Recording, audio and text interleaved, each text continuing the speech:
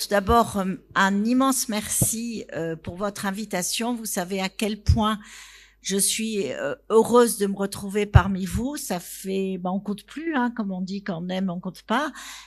Donc, je crois que ça fait plus de 25 ans que je viens très régulièrement au Maroc et que j'ai pu établir des liens extrêmement fort, et je dois dire que c'est très très important la question que j'ai posée, parce que je vous assure, en étant à Marseille, en plus on est très souvent sollicité par des familles qui sont soit sur Marseille, soit au Maroc et qui veulent venir, et c'est très important pour nous de dire ce qui est possible de faire ou pas possible en fonction en fait de quel côté on va se situer par rapport à la Méditerranée.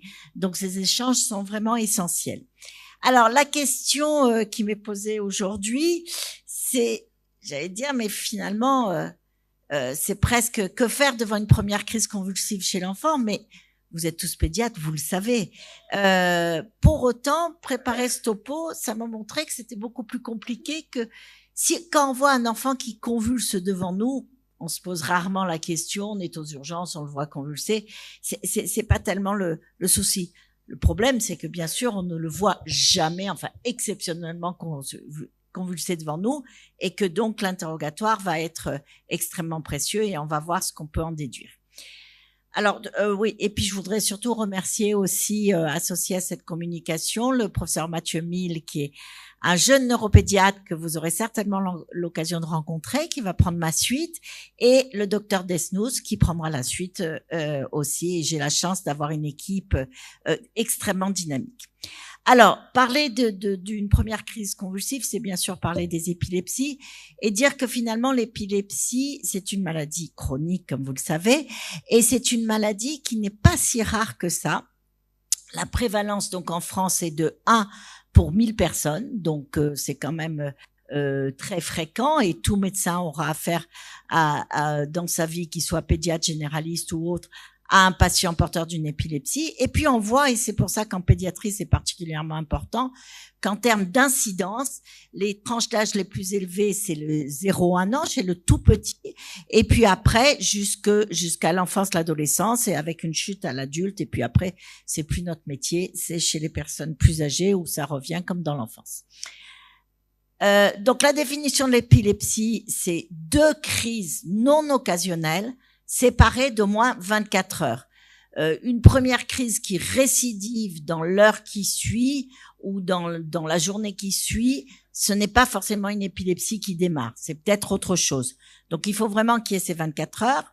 Ou alors une crise non occasionnelle et un risque de récurrence, et on verra le risque de récurrence de plus de 60%, ou une première crise avec un syndrome épileptique qui est d'emblée diagnostiqué. La classification, elle va reposer donc sur le type de convulsion, hein, à début focal généralisé ou début de type ce qu'on appelle inconnu, qui nous permettra de voir des épilepsies de type focal généralisé ou combiné ou inconnu, et de dégager des grands syndromes épileptiques. D'emblée, dans cette classification, vous voyez, maintenant on va parler d'étiologie. Alors on parle plus de étiologie idiopathique ou de cause idiopathique ou de cause symptomatique.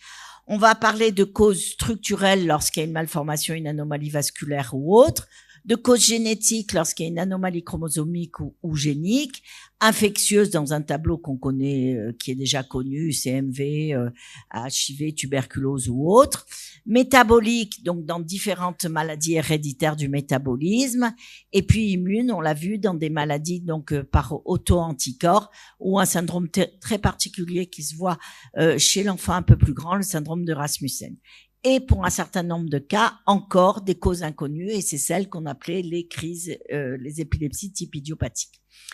La démarche, elle repose donc sur l'analyse de cet épisode paroxystique aigu, et comme toute démarche clinique, la première étape, avant de dire que c'est une crise d'épilepsie, j'allais dire qu'est-ce qui n'est pas une crise d'épilepsie. Et on a vu tout à l'heure, puisque on va déboucher sur un traitement souvent spécifique. Faut-il ou pas donner un traitement? Il faut d'abord avoir l'assurance du diagnostic. Le diagnostic différentiel, très rapidement, donc c'est bien sûr les syncopes. Avant 2 ans, la question du malaise grave du nourrisson. Et après l'âge de 2 ans, c'est plutôt des syncopes, des événements qu'on appelle d'origine neurocardiogénique. Il y a les parasomnies, les tics, tel que ça a été décrit. Alors, la syncope, avant 2 ans, la malaise, vous le connaissez très bien, changement brutal avec ou sans apnée, etc. Et des causes qui sont retrouvées dans environ 60% des cas. On va retrouver un reflux, une infection ou des étiologies, une cause infectieuse, une apnée grave, une cause métabolique. Et finalement, les crises épileptiques, très peu. C'est 1,4 à 25%. Je crois que le papier où il mettait 25% était extrêmement orienté. Et il vaut mieux se dire que devant un malaise sévère du nourrisson, il faut tout chercher, sauf une crise d'épilepsie, entre guillemets. Les syndromes neurocardiogéniques, donc c'est après l'âge de 2 ans plutôt, et c'est des syncopes la plupart du temps. Et vous voyez, c'est pas si rare que ça, hein, 86% 1000 enfants par an, et 5,7% de ces pertes de connaissance sont rapportées à une épilepsie. Mais dans 70% des cas, il y a un diagnostic d'épilepsie erroné. Les syncopes sont d'origine vasovagale, et du coup, il n'y a pas d'indication de jet systématique. Par contre, faire systématiquement un électrocardiogramme et devant tout épisode d'allure tonico-clonique non fébrile pour chercher, donc on l'a dit, un syndrome du QT congénital, un trouble du rythme cardiaque et si besoin, un avis cardiologique. Les parasomnies, donc vous voyez les différents types de parasomnies qui ont été décrits, donc en fonction de l'heure du sommeil, et ça avait été très très bien rapporté par Marie-Jo Chalamel, qui montrait donc les différents types. Il y en a, donc c'est très important de savoir, et parfois on fait le diagnostic pas en faisant un électroencéphalogramme, mais en enregistrant le sommeil et en voyant ce que présente l'enfant comme mouvement paroxystique du sommeil, épisode paroxystique. Juste un mot sur les parasomnies. En fait, les enfants, ils arrivent à se rasseoir, se réajuster après l'épisode. Ils ont une interaction pendant leur parasomnie avec les personnes dans la pièce. Les paroles sont en général très cohérentes. A contrario, ceux qui ont une crise épileptique, il y a souvent une fin brutale de l'épisode. Il a une prise de posture, il peut donner des coups de pied et il paraît éveillé après l'épisode. Donc à partir du moment où on a éliminé donc tout ce qui était diagnostic différentiel, on va considérer que c'est une première crise, évidemment, 2 situations chez l'enfant, fébrile, non fébrile. Très rapidement, la crise fébrile, la crise occasionnelle, donc je vous apprends rien, hein, 3 mois, 5 ans, pic 18 mois, 70% de convulsions fébriles simples, rassurez. Il n'y a pas d'infection cérébrale. Des facteurs génétiques, ça aussi l'interrogatoire, plus que l'examen lui-même, et l'interrogatoire, si devant vous, vous avez un père, une mère, ou le petit frère ou la grand-mère qui vous dit, mais dans ma famille, tous les enfants ont convulsé petits, bon, c'est facile, c'est une convulsion fébrile, et vous pouvez rassurer en disant, bah vous avez déjà fait une crise petit, et vous allez très bien, donc votre enfant ira très bien comme vous. Le rôle de la fièvre donc est encore discuté, j'allais dire, avec le rôle des interleukines pro-inflammatoires, mais là c'est un autre sujet, on n'a pas le temps de s'y poser. Le diagnostic est pas très compliqué à faire, les critères de gravité toujours à évaluer, rechercher les causes de la fièvre puisqu'on est tous, le problème c'est savoir s'il faut faire une ponction lombaire ou pas, puisqu'on est tous obnubilés par, et ce qui est normal, par la possibilité d'une méningite, d'une crise qui est inaugurale d'une méningite. Donc, elle est indiquée si on a des signes cliniques, ça c'est évident, de méningite. Et elle est discutée. Alors ça, c'est important, je sais qu'on pourra en rediscuter. C'est chez l'enfant de 6 mois à 1 an, si on connaît le statut vaccinal pour hémophilus et pneumocoque, si le statut est bien connu à jour, à ce moment-là, et si l'enfant va parfaitement bien sans une méningée, il n'est pas obligatoire de faire une ponction lombaire. On pourra en reparler. Voilà, donc plus que le critère âge, c'est surtout les données, une fois encore, de l'anamnèse et de la clinique qui doit guider en fait la prise en charge médicale. Donc, et puis on peut surveiller en hospitalisation de courte durée quelques heures les enfants de moins de 1 an. Les facteurs de risque après, parce que c'est une fois que l'enfant est va mieux, qu'il ne présente plus de crise fébrile. La deuxième question, c'est est-ce qu'il risque de récidiver? Donc, classiquement, l'âge inférieur à 15 mois, des antécédents familiaux, une fièvre inférieure à 38,5, des crises précoces dans l'accès fébrile. Mais la durée, par contre, n'est pas un facteur de risque de récidive. Même si ça a duré plus de 5 minutes, c'est pas pour autant que l'enfant va récidiver. S'il n'y a pas de facteur de risque, donc le risque de récidive est de 10%. Et par contre, s'il y a 3 facteurs de risque, vous voyez 80%. Donc la question, est-ce qu'il faut qu'il ait une prescription de traitement d'urgence alors que c'est la première crise? La réponse est non. Est-ce qu'il faut faire prévenir la crèche ou l'école alors que c'est la première crise fébrile? La réponse est non. Éliminer une autre cause, on passe très vite, trauma, thromboembolie, d'autres antécédents, troubles et compagnie, neurochir, tumeur cérébrale, c'est tout exceptionnel. Et là encore, c'est guidé avant tout par la clinique et par l'observation que l'on va faire. La deuxième grande cause, c'est bien sûr la crise non occasionnelle. Et là, c'est l'enfant que vous allez voir pour la première fois. Donc, bien sûr, l'interrogatoire habituel en pédiatrie. Décrire la crise, très extrêmement important. Et là, actuellement, on est vraiment aidé, de même que l'éthique, les mouvements anormaux, tel qu'on l'a dit. Si une crise a été filmée, surtout chez le tout petit, différencier un mouvement anormal, un tic, une stéréotypie d'une crise convulsive.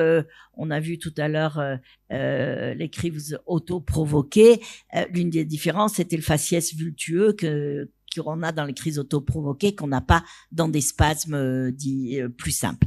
Voilà, donc vraiment, les smartphones, c'est un élément extrêmement important, et parfois même l'infirmière aux urgences qui est en train de voir l'enfant qui convulse, et ben si elle le filme, on pourra avoir une meilleure idée de la clinique.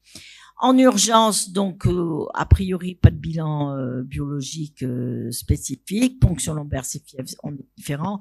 Le scanner, uniquement s'il y a un caractère symptomatique, donc il y avait d'autres signes avant cette crise. Un examen neurologique, bien sûr, anormal. Et on peut retrouver des anomalies dans ces cas-là, mais rarement des tumeurs à haut potentiel de croissance que l'on peut redouter. L'EEG est par contre à réaliser, c'est vraiment l'examen clé, l'électroencéphalogramme. Donc avec quelqu'un qui interroge, examine et fait l'électroencéphalogramme, si possible dans les 24 heures qui suivent la première crise, avec des conditions d'enregistrement extrêmement précises, rechercher donc faire un EEG normal, un EEG si possible avec privation de sommeil, et puis ne pas hésiter à le recontrôler, d'autant plus que l'EEG est normal. Et un EEG normal n'exclut pas une épilepsie, ça c'est aussi extrêmement important. De la même façon que parfois les anomalies ne sont pas tout à fait symptomatiques d'une épilepsie.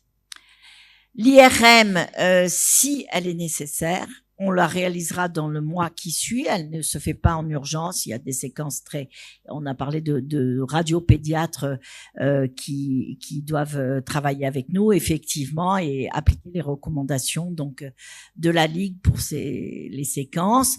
Et ce n'est pas nécessaire. Par contre, si le G et le syndrome épileptique défini évoquent une épilepsie idiopathique, mais telle qu'une épilepsie absente, une épilepsie à point frontotemporal ou une épilepsie juvénile myoclonique de l'adolescence, ça n'a aucun intérêt. Alors, avant l'âge de 10 ans, je vais passer très rapidement parce que, comme toujours en pédiatrie, l'épilepsie, c'est une maladie du développement.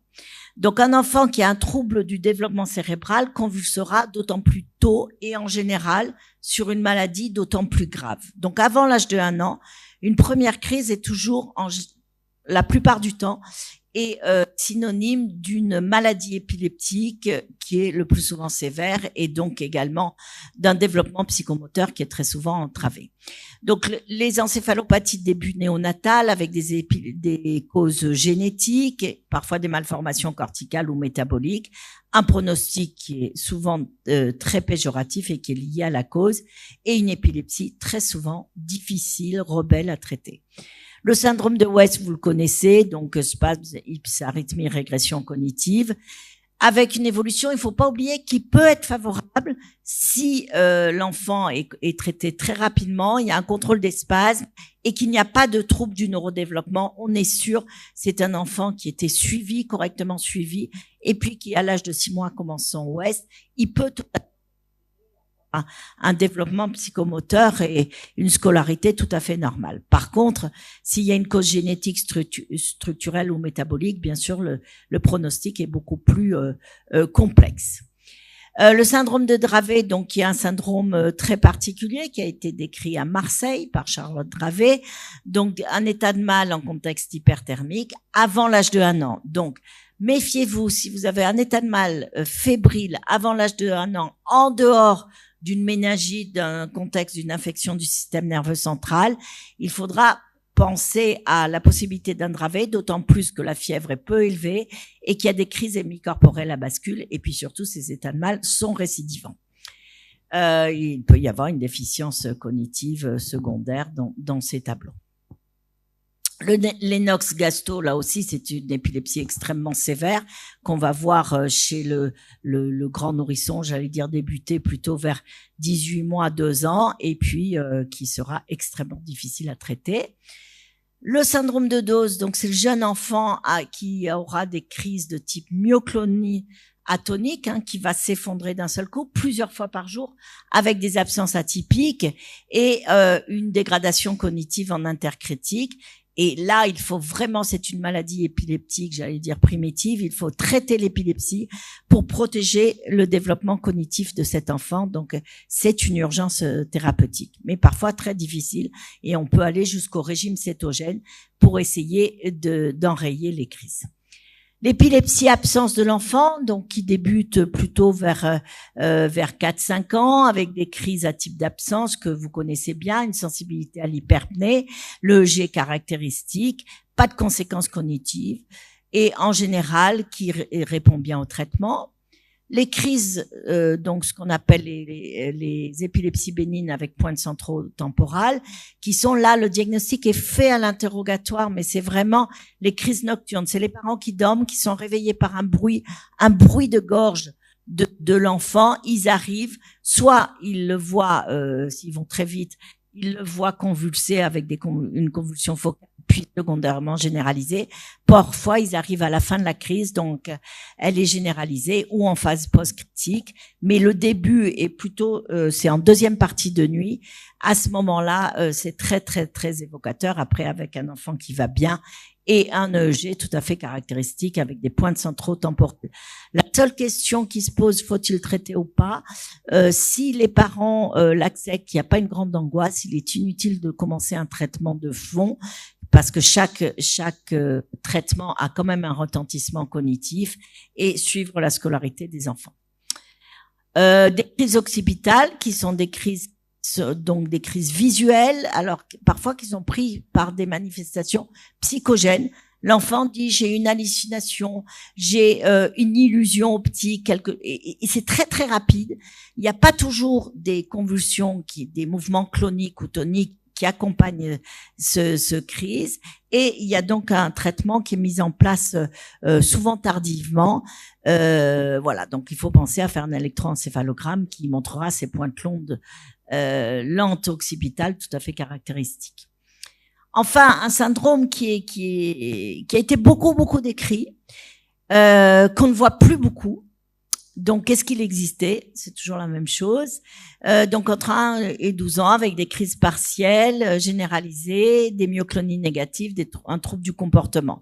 Et vous le savez, ce trouble du langage très particulier, ce qu'on appelle une aphasie acquise, à tel point que à un moment, tous les pédiatres faisaient un électroencéphalogramme chez les enfants qui avaient un retard de langage, ce qui n'a aucun intérêt. Il faut le faire uniquement lorsque l'enfant a des crises et une épilepsie. Et je vous dis, c'est beaucoup moins fréquent que ce qui avait été rapporté initialement. Un autre syndrome, je vous dirai pas le nom parce que j'arrive jamais à le dire, Panaï, donc de 3 à 6 ans, c'est des crises qui sont rares avec des symptômes végétatifs. On a parlé tout à l'heure des symptômes à type de pâleur, d'hypersalivation. Donc là aussi, des signes qui sont assez, qui sont en même temps caractéristiques, mais ces symptômes, quand ils sont isolés, c'est quand même compliqué de les rattacher à une épilepsie, donc il faudra savoir y penser. Il y a un très bon pronostic et un arrêt des crises à l'adolescence. Après l'âge de 10 ans, donc les crises, les syndromes épileptiques, c'est une épilepsie généralisée idiopathique avec l'épilepsie absence, la même que chez l'enfant, mais qui peuvent se voir chez l'ado, donc juvénile, une épilepsie myoclonique de type juvénile et parfois généralisée tonico-clonique. Ici, une fille de 14 ans, donc adressée pour mouvement anormal. Il n'y avait pas d'antécédent particulier, des secousses du membre supérieur à droite, axiale pendant plusieurs mois. À l'EEG, vous voyez une photosensibilité avec l'apparition de myoclonie et donc c'est une épilepsie myoclonique juvénile. Elle est traitée par Keppra, elle va très bien. Une autre fille donc, qui a une sœur qui a une neurofibromatose, mais n'en a pas, qui va bien et qui commence à avoir une rupture de contact à 12 ans. Ça marche là, non? Et vous le voyez, donc l'EEG, là encore, l'EEG, c'est le stéthoscope du neurologue, hein, vraiment en cas de mouvement anormal mais l'EEG doit être fait, je répète, dans des bonnes conditions et par des gens qui savent l'interpréter. Donc là, c'est typique, vous voyez, 3 cycles secondes, il n'y a pas de problème. Voilà, donc elle a été traitée par Zarontin, ça n'a pas trop bien marché, puis après, elle a eu finalement du Lamictal avec une très bonne efficacité. D'autres, j'accélère parce qu'il y a d'autres syndromes chez l'ado, mais qui sont plus rares. Et surtout pour parler de 2 choses, la prise en charge globale avec l'annonce diagnostique. N'oubliez pas, c'est une première crise. Si vous faites le diagnostic d'un syndrome épileptique, là, on est en face d'une maladie chronique de l'enfant. Et souvent, le vécu traumatique de la première crise, les crises, c'est quelque chose pour les parents. Il y a une sensation de mort imminente. Donc, il y a une très, très grande angoisse, une angoisse à la perspective d'une récurrence. Mais les enfants aussi, dans les crises partielles, ressentent tout à fait cette angoisse. Ils n'arrivent plus à maîtriser leurs mouvements. Donc, c'est quelque chose qu'il faudra savoir accompagner. Et il y a vraiment ce qu'on appelle des stress post-traumatiques qui ont été décrits suite à des crises d'épilepsie. Il faut expliquer les risques réels, le risque de SUDEP, c'est-à-dire de mort subite inexpliquée pendant une crise d'épilepsie, c'est quand même très rare. Et puis, faut-il ou pas commencer un traitement? En urgence, ce n'est pas la peine. Débuter par un traitement par un pédiatre ou un médecin formé à l'épileptologie avec l'annonce diagnostique. Alors, est-ce qu'il faut le traiter? Dans la grande majorité des cas, si c'est un syndrome épileptique bien défini, oui. Avec donner, bien sûr, les informations, donc des effets secondaires, réduire le risque de crise à 2 ans, et pas d'influence, par contre, sur le pronostic de l'épilepsie. Lorsque c'est une épilepsie qui est sévère, malheureusement, c'est pas de le traiter qui va faire disparaître la maladie épileptique. Nous faisons systématiquement un bilan neuropsychologique parce que ces enfants vont pas tous si bien que ça et on vous permettre donc pour permettre une prise en charge adaptée précoce et un point de repère. L'autre question, est-ce qu'il peut continuer à faire tout ce qu'il faisait? On discute, ça dépend ce qu'il veut faire. S'il veut faire de l'alpinisme ou de la plongée, bah c'est déconseillé. Par contre, si c'est des sports collectifs, de raquettes, de tapis ou autres, bien sûr, il peut continuer comme tout enfant. Et enfin, dernier point, c'est lorsqu'on va commencer un traitement antiépileptique chez une jeune fille, il est indispensable de l'informer, ainsi que son représentant légal. Nous avons donc des formulaires qui nécessitent un consentement signé de l'ado et du parent qui l'accompagne sur le risque des troubles de neurodéveloppement et les risques de malformation chez les enfants exposés in utero aux antiépileptiques, et principalement c'est le valproate. Et donc il y a des documents qui sont remis, que nous remettons aux parents de l'Agence nationale de sûreté du médicament. En dernier point, donc les traitements très très rapidement, parce que sinon on n'aurait pas le temps, c'est bien sûr les traitements d'urgence, ça reste le Valium, ça a quand même changé depuis ces 20 dernières années, ça a changé totalement le pronostic d'une première crise d'épilepsie avec beaucoup moins de séquelles que ce qui existait auparavant. Donc ça, vous le connaissez très bien. Et comme traitement de fond, on réfléchit. Le rapport bénéfice-risque, pas d'efficacité à 100%, et on donnera un traitement de fond s'il y a un trouble du neurodéveloppement ou si récidive de convulsions fébriles prolongées. C'est 3 crises sur 6 mois ou 6 crises par an, et on donnera plutôt du valproate. Et quand c'est une première crise généralisée ou focale, dans l'attente de l'EEG et du diagnostic précis du syndrome épileptique, on peut utiliser de l'Urbanil, le temps de mettre en place, donc d'avoir un diagnostic, et c'est ça qui est très important. Il ne faut pas négliger, mon message, il ne faut pas négliger une première crise d'épilepsie. On peut être très rassurant, mais on sera rassurant en fonction du syndrome épileptique défini. Donc là, vraiment l'étape nécessaire, c'est de définir ce syndrome épileptique. Voilà, et couvrir l'enfant avec de l'Urbanil en attendant. Voilà, et ben pour terminer, je voulais surtout remercier toute mon équipe, qui est une équipe dynamique, jeune, et qui sont prêts donc à affronter le défi de continuer donc toute mon activité de neurologie pédiatrique. Je vous remercie.